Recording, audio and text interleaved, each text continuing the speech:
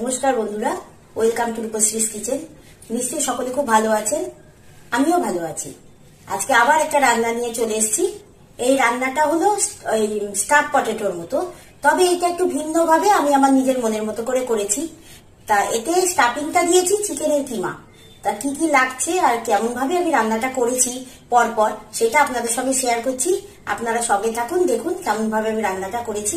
আশা করি আপনাদের সকলের খুব ভালোই লাগবে, তাহলে সঙ্গে থাকুন। রান্নাটা করার জন্য আমি যা যা নিয়েছি, এখানে 3টে মাঝারি সাইজের আলু সেদ্ধ করে গ্রেট করে নিয়েছি।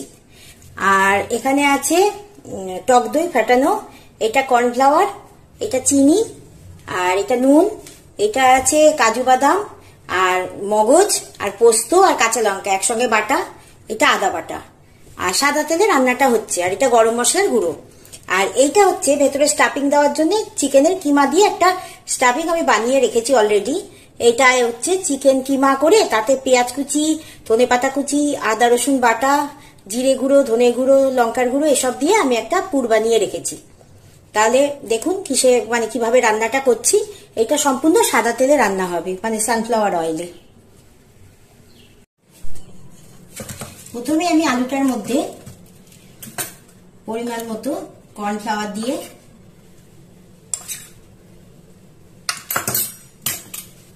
পরিমাণ মতো নুন দিয়ে এটা একটুখানি মেখে নেব।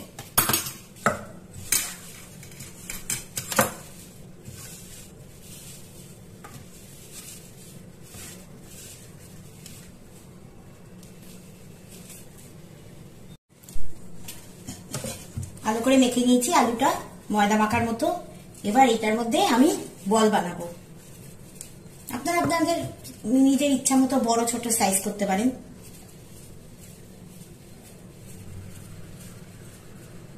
করে ভেতরে খানিকটা পুর ঢুকিয়ে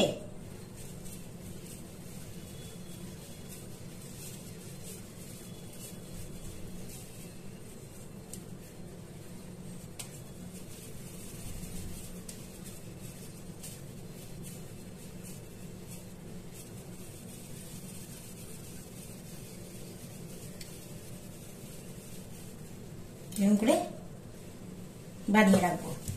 আর একটা বানিয়ে দেখাচ্ছি। এটা যত ভালো করে মাখা হবে, তত স্মুথ হবে, তত এটা ভালো হবে। মানে এর মধ্যে যে কোনো স্টাফিংই দিতে পারেন। আমার কাছে যেহেতু চিকেনের স্টাফিংটা করেছি, সেহেতু আমি এটা দিলাম। ভেজ নন ভেজ যে কোনো স্টাফিংই এটা দেওয়া যায়।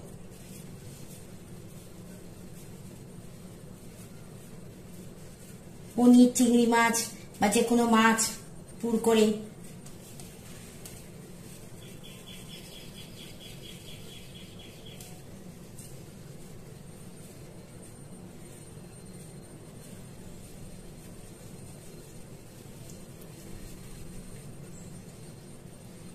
দুটো বল বানিয়ে নিয়েছি। এরকম আরো কয়েকটা বল বানিয়ে দেখাচ্ছি আপনাদের। বলগুলো সব বানানো হয়ে গেছে। আমি এগুলো একটু শুকনো কর্নফ্লাওয়ারের মধ্যে সামান্য একটু গড়িয়ে নেব। এক্সেসটা হাত দিয়ে ঝেড়ে নেব।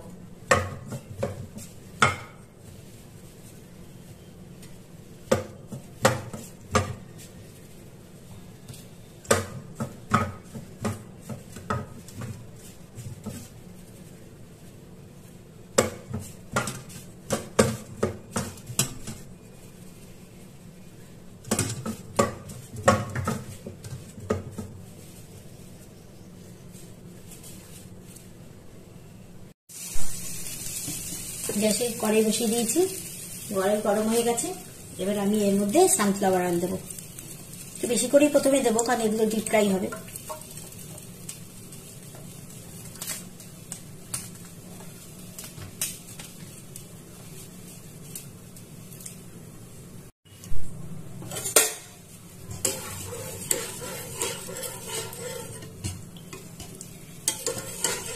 তেলও গরম হয়ে গেছে।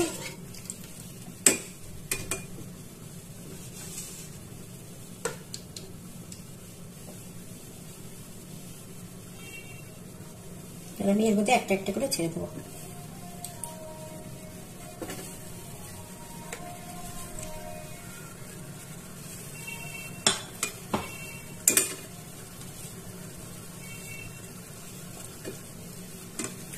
করে উল্টোবেন না, আস্তে আস্তে করে একদিক একদিক করে করতে হবে।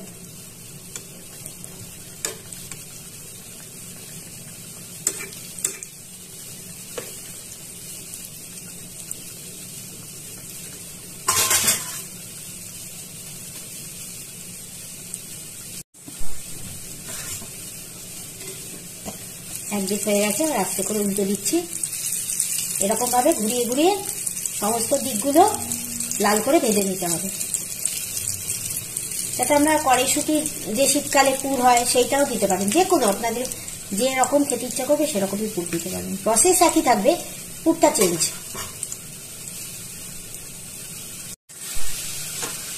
দেখুন এইভাবে চারদিকটা ঘুরিয়ে ঘুরিয়ে লাল করে ভেজে নিয়েছি।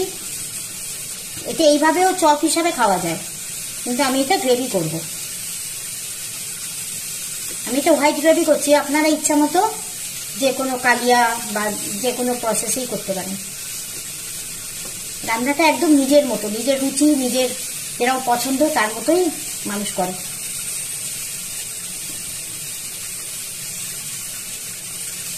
কেউ ঝাল কম খায়, কেউ ঝাল বেশি খায়, কেউ বা মিষ্টি রান্না ভালোবাসে, সেরকম নিজের নিজের রুচি মতো করে নিলেই হয়, কিন্তু প্রসেসটা একই রাখতে হয়, স্বাদটার পরিবর্তন হয়।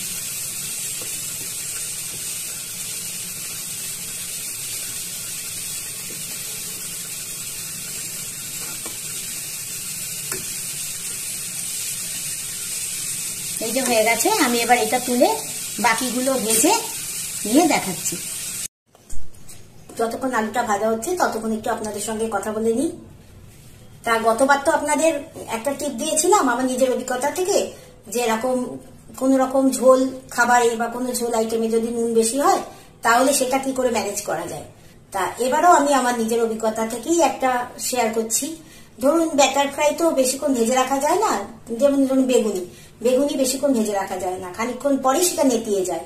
হ্যাঁ, তাই জন্যে আর আমরা অনেক সময় অনেক লোককে একসঙ্গে নিমন্ত্রণ করি এবং নিমন্ত্রিতদের সকলকে একসঙ্গেই হয়তো খেতে দিই। তা সেই সময় চটজলদি তারা খেতে বসার সঙ্গে সঙ্গে সেটা গরম গরম ভেজে দিতে গেলে যেমন পরিশ্রমও তেমন সময় সাপেক্ষ, আর সেটা বেশিক্ষণ থাকেও না। কিন্তু একটা কাজ করলে সেটা অনেকক্ষণ যেমন গরমও থাকবে, মচমচেও হবে, আর খেতে আরো ভালো হবে। তার জন্য আপনারা কি করবেন, বেগুনিটা আগে বেসনে ডুবিয়ে একটা অল্প একটু ফ্রাই করে সেটা ফ্রিজে রেখে দেবেন বা কোনো ঠান্ডা জায়গায় রেখে দেবেন। তারপর যখন সকলে খেতে বসবেন তখন সেটা আবার একবার ডিপ ফ্রাই করে দেবেন, দেখবেন সেটা অনেকক্ষণ বেশিক্ষণ ধরে সেটা ভালো থাকবে এবং মচমচে থাকবে। তা এই টিপসটা একবার করে দেখবেন কেমন লাগে। এই টিপটা নিশ্চয়ই আপনাদের উপকারে লাগবে। আর আজ যেমন আজকে আপনাদের একটা স্টাফ পটেটো করালাম, এরকমই আমার পুরনো একটা ভিডিও আছে, সেটা হচ্ছে চিজ স্টাফ করে একটা আলুর দমের মতো করেছিলাম। তা একবার দেখে নেবেন, আশা করি এটা ভালো লাগবে। সেটাও আমি আমার মন থেকেই বানিয়েছিলাম। সেই ভিডিওটা একবার দেখবেন, দেখে বলবেন কেমন হয়েছে। সেটাও তো অনেকদিন আগে ছেড়েছি, হয়তো আপনারা মিস করে গেছেন। একবার দেখে নেবেন, আমার খুব ভালো লাগবে। আপনারা কমেন্টের মাধ্যমে যদি বলেন তাহলে সেটা শুনতেও আমার খুব ভালো লাগবে। তাহলে দেখুন এর ভাজাগুলো তো হয়ে গেল, এবার আমি এরপরে এটা কিভাবে গ্রেভি করি আপনাদের সঙ্গে সেটা শেয়ার করছি। এই যে ভাজাগুলো সবই আলুর ভাজাগুলো হয়ে গেছে।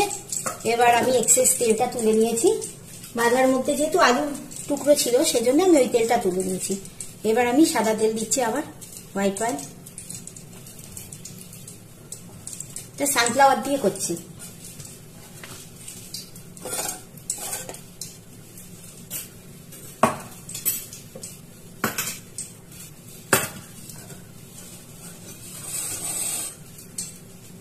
তেলটা গরম হয়ে গেছে, আমি এবার এর মধ্যে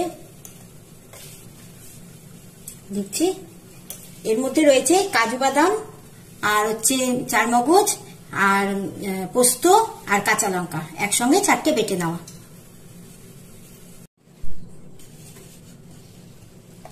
আমি এটা কতটা গ্রেভি রাখবেন তার উপর এটা নির্ভর করছে কতটা দেবেন। আমি 5 চামচ মতো দিলাম।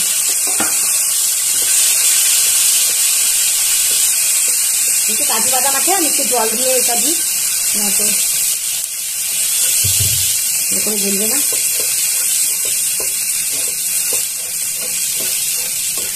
এর মধ্যেই আমি 1 টিস্পুন আদা বাটা দিয়ে দিচ্ছি।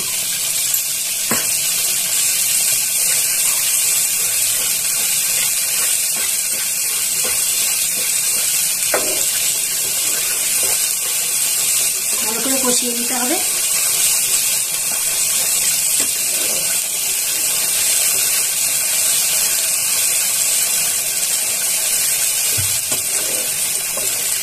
আগের ভিডিওতেই আপনাদের বলেছিলাম যে একটু জল দিয়ে দিয়ে কষিয়ে নিলে তাহলে মশলাটা পড়েও না আর খুব ভালো কষানো হয়।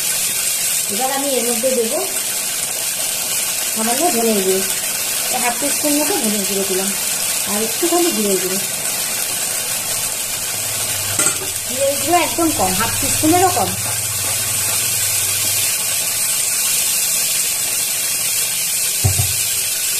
এবার এর মধ্যে আমি দেবো স্বাদ মতো নুন।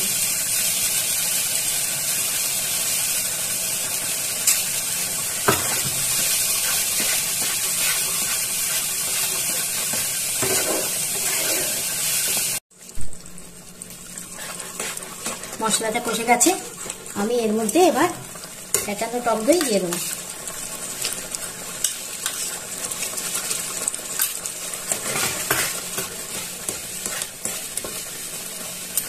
পরিমাণ মতো চিনি, যে যেমন মিষ্টি খান।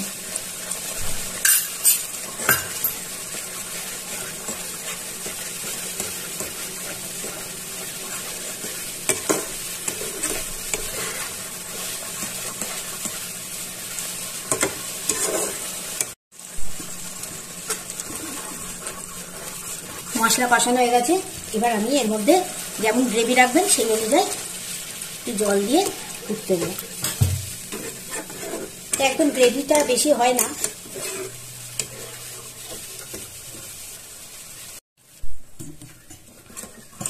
ঝোলটা হয়ে গেছে, আমি এর মধ্যে এবার একটুখানি গরম মশলা দেবো।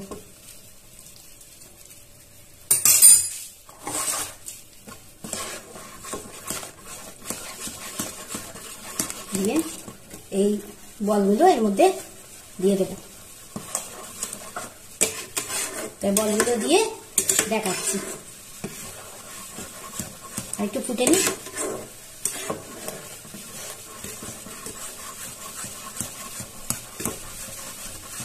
এবার এর মধ্যে এই বলগুলো দিয়ে দিলেই রেডি। Staff potato ready. এটা একদম আমি আমার নিজের মনের মতো করেই বানিয়েছি। আপনারাও আপনাদের স্বাদ মতো রুচি মতো করে বানিয়ে খাবেন, আমার খুব ভালো লাগবে।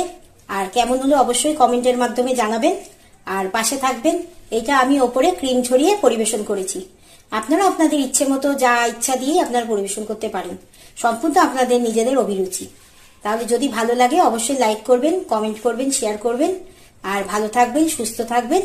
নমস্কার।